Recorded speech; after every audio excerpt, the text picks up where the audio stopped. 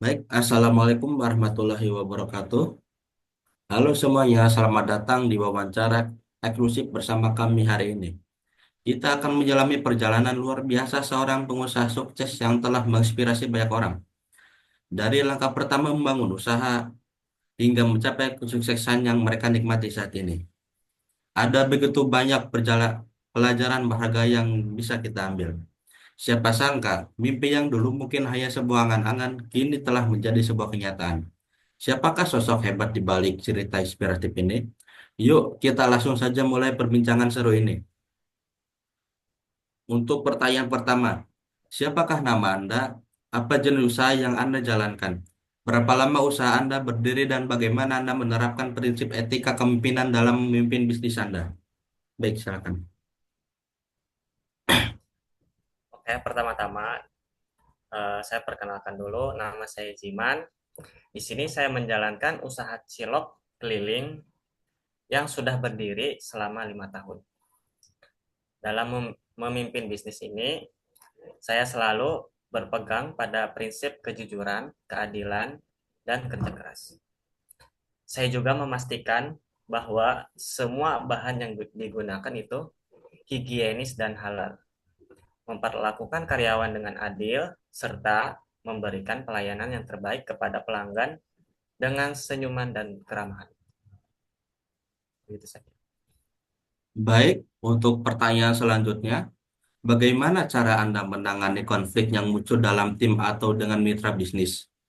Dan apa strategi utama yang Anda gunakan dalam manajemen konflik ini? Oke, ketika ada konflik, saya selalu mendengarkan semua pihak secara adil untuk memahami penyebab utama masalahnya.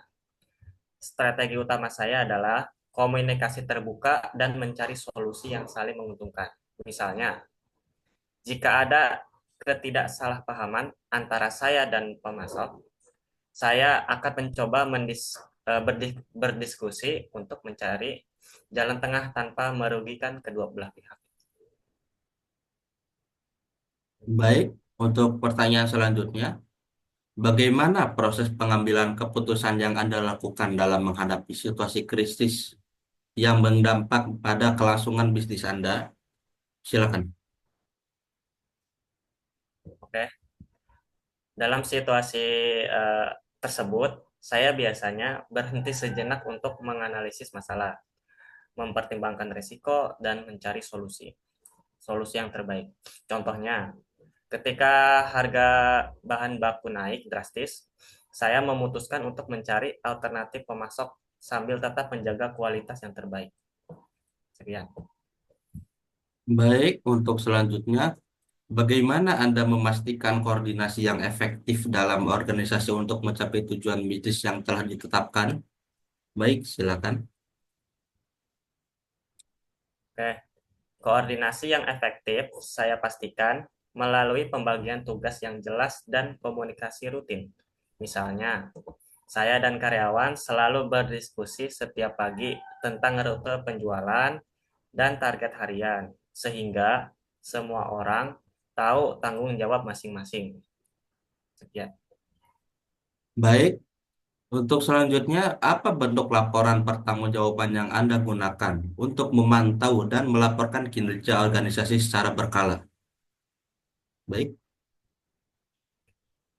Oke, di sini saya menggunakan catatan harian untuk mencatat pendapatan, pengeluaran, dan stok bahan baku.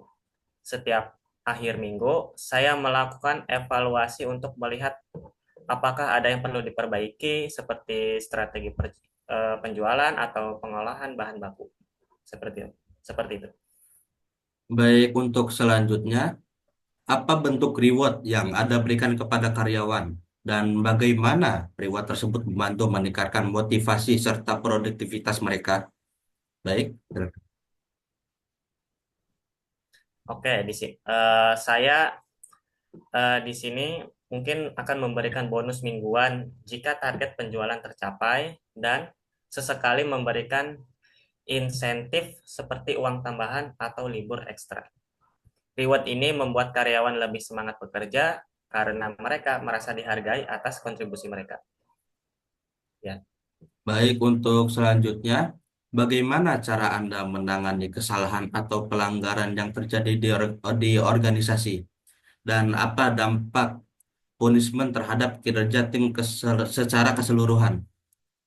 Baik, silakan.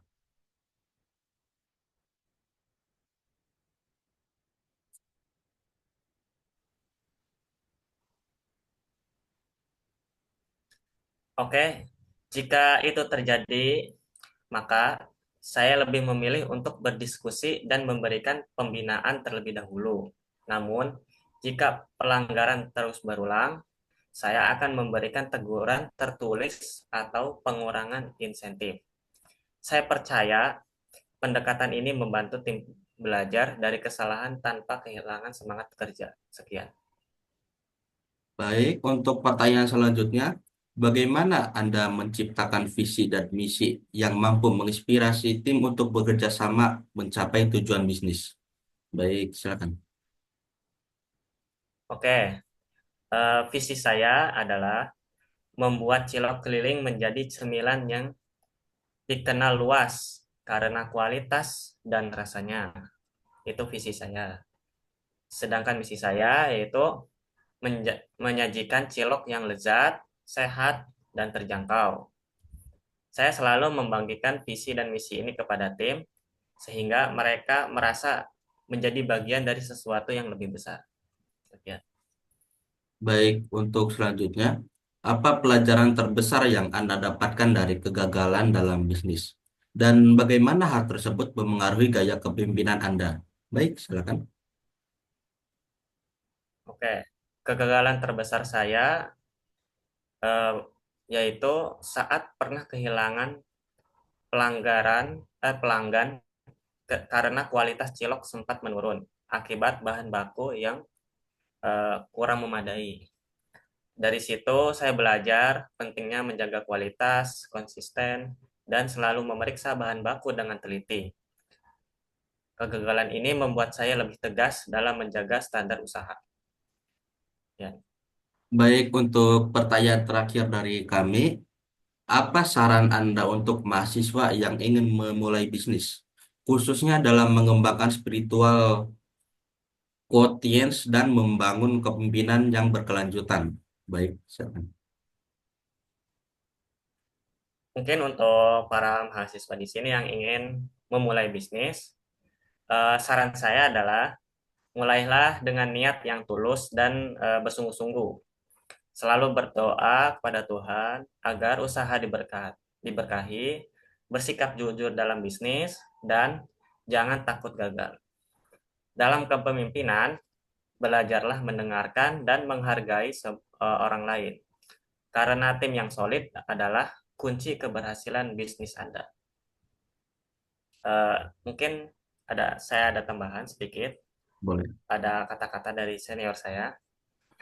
Eh, Seorang pemimpin itu bukan seorang yang berada di atas. Seorang pemimpin itu adalah seseorang yang bisa mengayomi semua orang. Seperti itu. Baik, terima kasih untuk Pak Jiman atas motivasi dan saran-saran dari Anda. Semoga ilmu ini bermanfaat bagi kita semua. Dan cukup sekian dari wawancara eksklusif ini.